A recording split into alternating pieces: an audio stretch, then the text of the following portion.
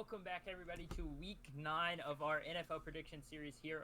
Myself, along with my co-host, Mr. Graves. Unfortunately, we missed last week because I have been under the weather for about 2 weeks now, but we're back again, and he has our rankings or standings right now. Unfortunately, as I said, we didn't have any of the games from last week, but he still has new rankings, and I'll let him go ahead and explain those to y'all. All right, so after, I guess, our bye week, We took a bye week off. we both actually had winning records for the week before last. I went 10-4, you went 9-5, and it brought you up to 500 on the season. You're now 54-54, and I'm 63-45. So I think after finally getting over 500, I deserved a little bit of a break, and now we're back in full swing on this. And let's not waste any time on it. Let's go ahead and hop right into the AFC matchups. Why don't we? And start off with the Colts and the Patriots now. The Patriots are an interesting team, still sitting at 4-4. yeah, well, they just narrowly beat the Jets last week with Zach Wilson still throwing 3 picks, and they got dominated the week before by the Bears. But I'm thinking the Patriots are gonna continue their little streak here because I'm gonna stick with the Patriots here just because the Colts have struggled at about anything they've done this yeah, season. So. and Sam Ellinger he looked decent last week, but it's still looked a little lost still. Yeah. But So yeah, both of us go Patriots there. Next up, we have the Bills and the Jets. The contest to see how many interceptions Zach Wilson can throw this week. And, this might be a little surprising, but I'm taking the Bills. Yeah, I'm going to take the upset for the Bills. I think they're going to pull it off against the Jets somehow. And I don't really think that game has a lot of discussion around it. But yeah. It would be kind of crazy if the Jets upset them. I'm just not really seeing that happening. And the Jets, if this happens, they fall to 5-4 on the season. So that'd be 3 straight losses, something like that. Yeah, I think so. That'd be weird. Well, not really. That'd be kind of normal how we expected it. Maybe they should put Joe Flacco in. Yeah, Mike White. But yeah, I know. Somebody but Zach Wilson. Next up, though, we have the Raiders and the Jaguars. Jaguars, a team that started out a little hot, but now they've fallen off the face of the planet. I think they've lost 5 straight, maybe. And yeah, something like that. And the Raiders are a team that never really got it going when you expected them to. Yeah, and they got shut out last week by who shut them out? Was it I'm trying to think who it was. I can't remember who they played last week. Dang. Was it the Saints? Yeah, I think it may have been the Saints. I think the Saints shut them out. So I'm gonna go Jaguars here. Yeah, I was about to say that too. I hate to go with you again on this one, but I don't know what's wrong with the Raiders. They've looked bad pretty much the whole season, and you kind of keep expecting them to have that breakout week, but sitting at 2-5 right now, and if they lose this week, you've got to think that there's some really bad playoff implications right there. Yeah. It's going to be a rough climb from that valley they're in right now, but both of us go with the Jaguars on that. And now the final AFC matchup of the week, Titans and Chiefs. A weird matchup here because Titans sit at 5-2, so it's really not that uneven of a matchup as you would think it would be. Yeah, and I'm not sure. Last I checked, they still didn't know if Ryan Tannehill would be starting. Which, if Malik Willis started, I think it'd definitely be. I'd choose the Chiefs, but I still think I'm leaning Chiefs even if Tannehill plays because the Chiefs have just looked that good. Yeah, I think the Chiefs' offense. I think the Titans stand. They'll keep it relatively close, but I think the Chiefs will just kind of overwhelm them. Yeah. I'm still pretty much in the boat that you have in the AFC. You've got the Bills and the Chiefs, and then just a huge drop off after them. Yeah. I think a lot of those teams behind those two teams are a lot worse than the Chiefs and the Bills. So yeah, because I'd say a little bit further, you probably got the Chargers, Bengals, and Dolphins, but from there on, it's like not very good. It's a very big talent drop off right there. Not that those other teams aren't good. I just think it shows how good the Bills and the Chiefs are. Really. Yeah. Because they are both. I mean, really for the last few years, the Bills maybe not as much, but at least last year, both of those teams dominated for the most part. Yeah. So I think that's a pretty easy matchup. So basically a clean sweep down the AFC side. Neither of us picked anything different. And now we go to the AFC versus the NFC matchups. where we have the 7-0 Eagles taking on the 1-5-1 Texans. Wouldn't it be hilarious if they get their Yeah. first loss this week against the Texans? Um, Yeah, it would, and but I don't yeah, foresee it happening. while I would like that to happen, I'm not gonna be dumb and predict it to happen. Yeah. So, I think Yeah. I'm gonna go Eagles on this one. Yeah, I think. Well, before you pick, you've got to think the Texans are the home team, though. So maybe that weighs it in their favor, you know? Yeah. I'm staying with the Eagles. I'm actually going to go tie on this one. Texans get I don't 2 think any of ties. us have picked a tie this year. No. So. Uh, I think that would be the craziest prediction of the year if one of us picked tie and it actually ended up Yeah. being a tie. That would be like, I think whoever did that would probably just go ahead and win the series right then and there. But Yeah. both of us go Eagles on that. Next up, we've got the Dolphins and the Bears. The Bears, a team that have steadily, as much as I hate to say it, they look like they've improved at least over the last few weeks. Yeah, and they added Chase Claypool, which I don't expect him to have a huge impact in his first game, but I don't know. I still think Dolphins, they looked on fire again last week. So yeah, I mean, I think Tua is becoming a really good quarterback, and unfortunately, you know, the Dolphins seem to want him dead, so that's kind of an issue there. But the Dolphins' offense is unstoppable, and I don't see the Bears' defense being able to stop them. So, as much as I hate to say it again, I'm going to agree with you on that one and go with the Dolphins. And maybe we pick different on this next matchup because I'm gonna predict a weird one here: the Panthers and the Bengals. all right, I just got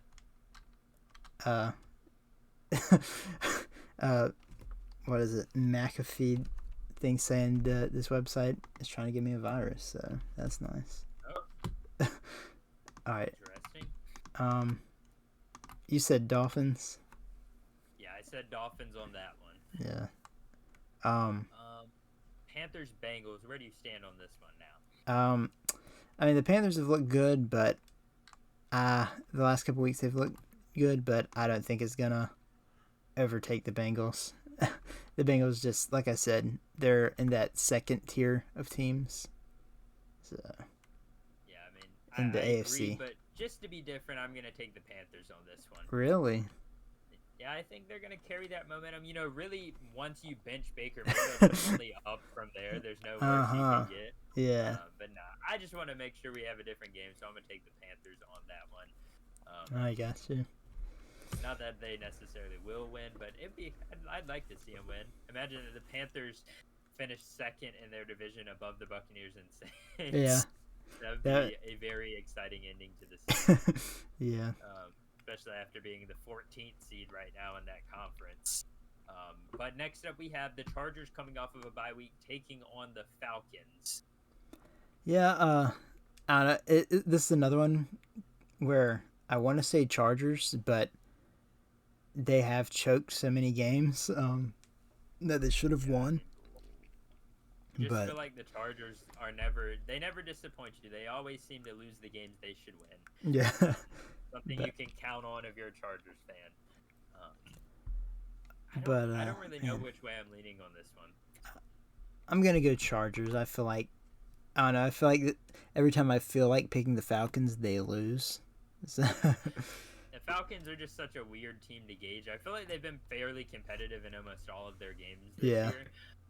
But like you, I'm going to stick with the Chargers on this. Try to pick a little smarter than I usually do. And now we get to the final AFC versus NFC matchup, and we have the Ravens and the Saints. The Saints who, if we're correct, they just shut out the Raiders last week. Yeah. So an impressive defensive effort there, but they still just sit at 3-5 so far on the season. Yeah, I don't know. Part of me kind of wants to pick the Saints here. I'm gonna go Ravens just to go ahead and get that out there because I think the Ravens, they have to win one of these games eventually. It seems like they always lose when it's like a close game. Yeah, I'm gonna go Saints. Do something different. Yeah, I had to pick the Ravens because I now have picked every left side team in this AFC versus NFC matchup. And I didn't want to mess with fate there. Yeah. So I wanted to pick the Ravens on that one. I'm sure Yeah. you want to keep going with the left on the NFC, though, right? Yeah, sure.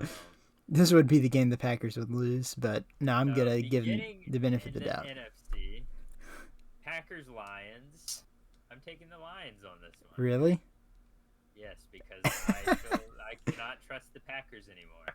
Oh my goodness! No, I'm going Our Packers here. our defense might quite possibly be so atrocious that we allow Jared Goff to throw like 7 touchdowns or something. Honestly, wouldn't be opposed to it as long as a few of those go to Amon-Ra St. Brown. Uh-huh. So at this point, I support my fantasy team more than I support my real team. Yeah, I think the Packers, they just got to put it together at some point. And they started to at the end of the game last week, but yeah, I mean, they only allowed 3 points in the entire second half. yeah, against the good. You could argue that the Bills kind of felt like the game was over, so they stopped playing as hard. But still, it looked like the Bills' offense was trying to get down the field and score.